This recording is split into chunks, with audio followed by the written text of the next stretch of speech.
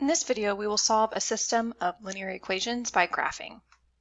You'll notice here that there's a system of linear equations, but it may not look the way that you normally see it.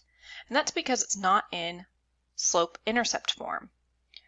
These equations are in standard form. So in order to graph them, we need to first change both equations into y equals mx plus b. So basically to do that, we just need to isolate the y. So if we want them to both be y equals, we just need to get the y by itself for both of these equations.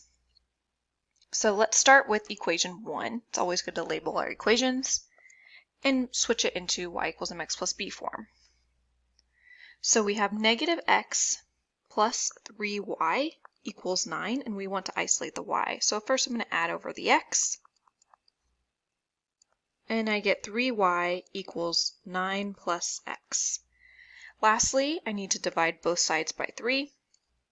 So I get y equals, now this side divided by 3, I can take both terms and divide by 3. So I get 3 plus 1/3 x.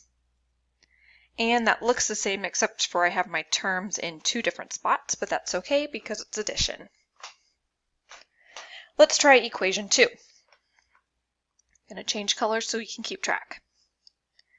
So again, we want to isolate the y. We have 2x plus y equals negative 4. Let's subtract 2x from both sides. So that actually does it for us. We have y equals negative 4 minus 2x. So again, it looks like this y equals mx plus b, except that the terms are kind of switched. So our two equations now look like, just going to rewrite it to be 1/3 x plus 3 and y equals negative 2x minus 4. So let's identify the slope and the y-intercept for both of these so that we can plot them.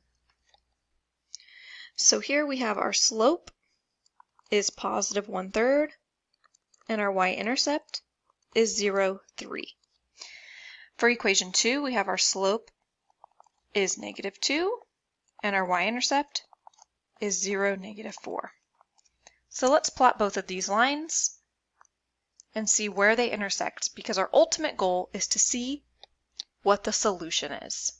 So for equation 1, I'm going to start with my y-intercept of 0, positive 3. That's my first point. And then from there I get to create all my other points by using the slope, which is rise over run of 1/3. So up 1, to the right 3. Up 1, right 3, up 1, 1, 2, 3. There we go.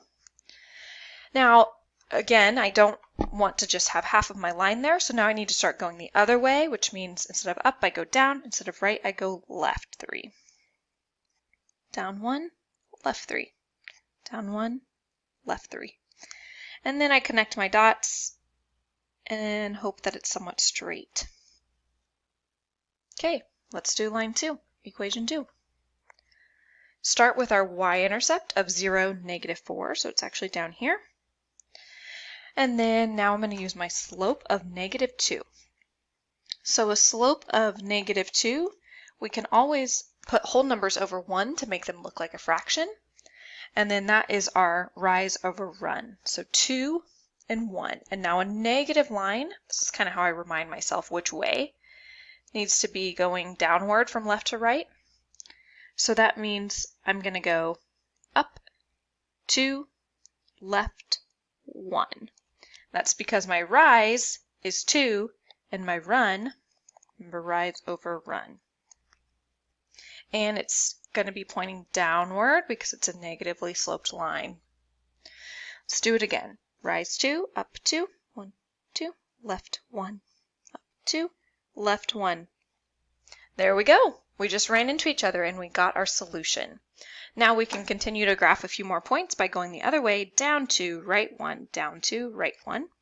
And we could do a few more if we wanted, make it look a little nicer, and connect the dots. But we ultimately found our solution. And our solution is that point where they intersect, which is negative 3, positive 2.